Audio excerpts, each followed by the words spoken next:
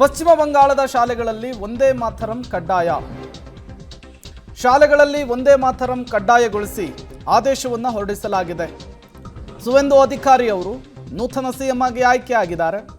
ಹೊಸ ಆದೇಶವನ್ನು ಹೊರಡಿಸಿದ್ದಾರೆ.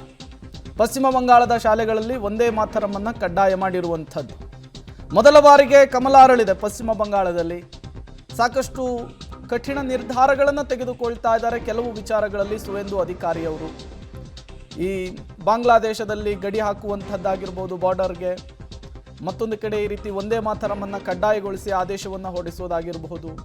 ಈ ರೀತಿಯ ದಿಟ್ಟ ನಿರ್ಧಾರವನ್ನು ಈಗ ಸುವೇಂದು ಅಧಿಕಾರಿಯವರು ಪಶ್ಚಿಮ ಬಂಗಾಳದಲ್ಲಿ ತೆಗೆದುಕೊಳ್ತಾ ಇರುವಂಥದ್ದು.